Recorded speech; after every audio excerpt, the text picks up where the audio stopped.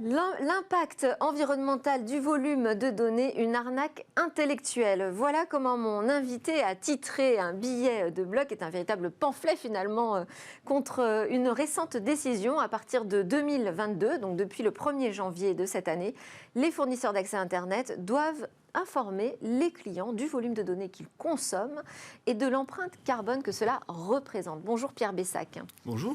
Déjà pour vous présenter, vous êtes un des pionniers de l'Internet français, vous êtes aussi actuellement le porte-parole du Parti Pirate, membre du collectif Les Numéristes Atterrés, dont la signature Twitter m'a fait réagir, l'empreinte du numérique pour les nuls, pour un moratoire sur le moratoire de la 5G. Alors, vous considérez, vous, que dans l'ensemble, les militants écologistes, les politiques, les observateurs même, exagèrent outrageusement l'impact environnemental de nos usages numériques ?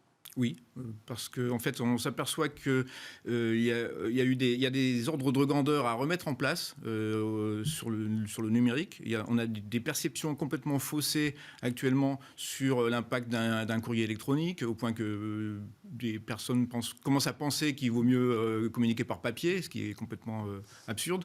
Sur la vidéo contre les DVD, par exemple, aussi. Donc, en fait, il y a une perception exagérée du poids du numérique qui, finalement, ne représente en fait que 4% de gaz à effet de serre. Ça, c'est les études qui font relativement consensus. Donc, sans vouloir minimiser l'importance du numérique et son poids, il faut quand même le relativiser par rapport aux autres secteurs. Voilà. Par exemple, en France, les chiffres du ministère de l'écologie montrent que le transport représente 41% des gaz à effet de serre. Voilà. Donc, il ne s'agit pas de dire ne vous intéressez pas au numérique, mais il s'agit de remettre un peu les pendules à l'heure en la matière. Bon, il faut quand même préciser que d'où vous parlez, puisque vous êtes un ingénieur, un informaticien, donc vous travaillez dans cette industrie du numérique. On pourrait vous suspecter d'être jugé parti, finalement, dans vos analyses. Alors, tout à fait. Moi, ça fait longtemps que je travaille dans l'informatique et dans l'Internet dès qu'il est apparu, parce que c'est un domaine qui me passionne, forcément.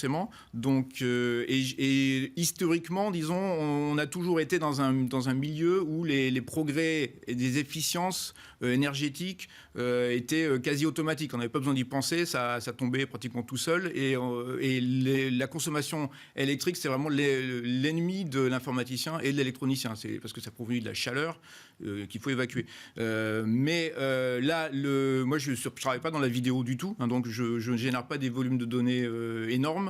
Et donc je me suis réuni avec d'autres personnes qui travaillent également dans ces métiers, qui sont ingénieurs, exploitants, qui connaissent les réseaux mobiles pour certains, les réseaux d'infrastructures fixes pour d'autres, les services aussi, les services en ligne. Et aucun de nous ne travaille dans la vidéo, mais on voit quand même que le focus actuellement, c'est sur les gros volumes de données.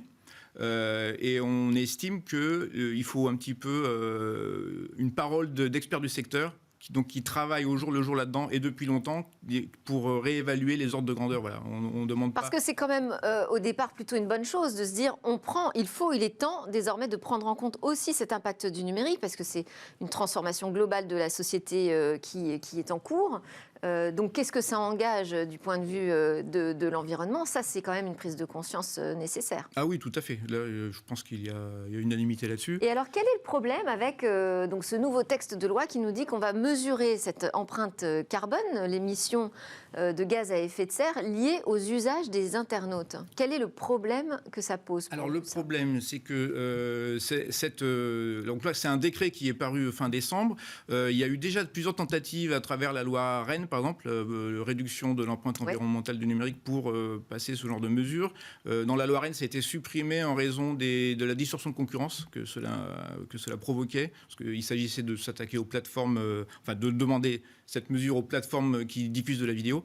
Donc ça revient par un décret qui concerne les opérateurs Internet, donc nos opérateurs d'accès. Donc la métrique qui est demandée, c'est les grammes de CO2 par gigaoctet transféré, donc par rapport à notre volume de données. Et autant quand on prend notre voiture, quand on utilise notre voiture, on a une métrique de grammes par kilomètre qui est relativement intuitive. C'est-à-dire que le constructeur nous dit votre voiture en moyenne va émettre 100 grammes de CO2 par kilomètre. Et effectivement, si on ne se sert pas de la voiture, on émettra 0 grammes. Et si on fait 10 km, on émettra en moyenne 10 fois la métrique. Et donc là, on pourrait se dire le parallèle fonctionne finalement. Alors, en fonction du volume de données que je consomme, je peux savoir à peu près Oui. à quelle hauteur je pollue. C'est l'impression que ça donne. Seulement, le numérique, c'est un domaine d'infrastructure essentiellement. Donc, ce qui va consommer de l'électricité, ce sont des infrastructures qui sont tout le temps allumées. On essaie d'en réduire l'impact, évidemment, mais que je consomme, enfin que je transfère ou que je regarde une vidéo de X gigaoctets de chez moi ou pas, je ne vais pas avoir pour autant un impact, je ne le verrai pas sur ma facture d'électricité, par exemple. En fait, c'est absolument inutile, c'est ça, de réduire ces usages numériques. Voilà, en gros, l'idée, c'est ça, c'est que l'impact, si on réduit nos volumes de données sensiblement, l'impact ne sera même pas mesurable sur l'empreinte des opérateurs et la nôtre propre, puisqu'on le voit de toute façon par les données historiques de consommation des opérateurs, puisqu'ils sont tenus par la loi de publier des rapports de responsabilité sociale des entreprises.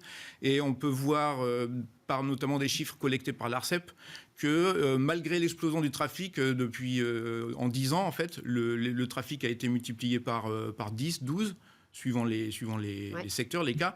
Mais l'empreinte énergétique des réseaux n'a pratiquement pas bougé. Elle a augmenté, elle a même pu diminuer dans certains cas, ça c'est des chiffres ARCEP également. Mais si je pousse la logique un peu plus loin, imaginons que tous les internautes d'un seul coup aient une prise de conscience générale grâce à cette indication de l'impact environnemental de leurs usages. Est-ce que tout le monde décidait de vraiment réduire drastiquement leur consommation de vidéos, par exemple ?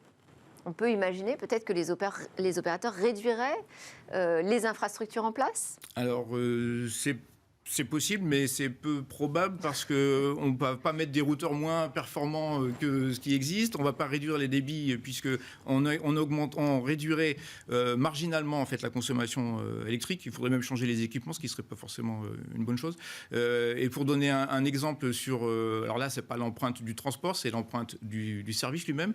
Netflix a produit des documents d'évaluation de l'empreinte de la société dans son ensemble. Et là-dedans, son réseau de distribution ne représente que 5% de l'empreinte de la société. Ça veut dire que si personne ne regarde de vidéos chez Netflix, et si Netflix démonte son réseau de distribution, on ne gagnera que 5% sur l'empreinte de la société. Parce qu'en fait, il y a de la production d'œuvres qui... On comprend que c'est a priori assez inefficace, voire totalement vain. En quoi ce serait même contre-productif ? Alors contre-productif, pourquoi ? Parce que la métrique, elle est calculée à partir... donc c'est une évaluation totale du CO2. Alors, suivant des périmètres qui varient, suivant les méthodologies, ce n'est pas toujours très clair. On peut inclure, par exemple, les boutiques des opérateurs, les boutiques de vente dans les villes ne sont pas incluses par l'ADEME dans sa méthodologie. Les bureaux peuvent être inclus, les camionnettes d'installation peuvent ou non être incluses. Donc, on inclut tout un tas de choses. Et de l'autre côté, on regarde, on considère que en fait, le service de l'opérateur, c'est de transporter des données uniquement, ce qui n'est pas forcément toujours le cas. Donc en fait, la métrique, l'évaluation de la métrique, c'est une division d'un total de CO2 par un total de gigaoctets. Si nous, là-dedans, on divise par 2 notre quantité de trafic, ça veut dire que la métrique, c'est le dénominateur d'une division.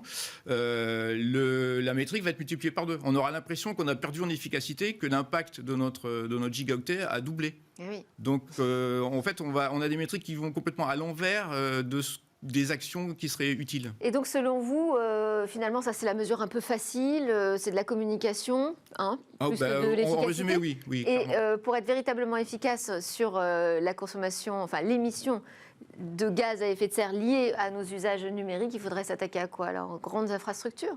Alors oui, il y a déjà des actions sur les grandes infrastructures. De toute façon, c'est à peu près une action de fond des opérateurs depuis toujours, parce qu'effectivement, la consommation électrique est un problème. Ce qu'il y a aussi, c'est qu'il y a consensus là-dessus, c'est qu'une grande partie de l'empreinte en gaz à effet de serre sur le numérique, c'est nos terminaux, donc nos téléphones, les serveurs. Voilà. C'est la question de la production. Tout à fait. Ouais. Et surtout en France, où on a une électricité peu carbonée grâce au nucléaire, on estime que sur notre téléphone mobile, 90% de l'empreinte vient de la fabrication et du recyclage. On n'a que 10% qui vient de la consommation électrique de l'usage. Merci beaucoup Pierre Bessac pour vos éclairages. Merci à vous pour apporter de la lucidité donc, dans l'analyse de ces informations sur l'impact environnemental du numérique. Merci Pierre Bessac. Je rappelle que vous êtes président d'Eriomem.net, fondateur d'EU.org et porte-parole du Parti Pirate. C'est l'heure de notre talk. On va s'intéresser à cette stratégie des GAFAM dans l'e-santé.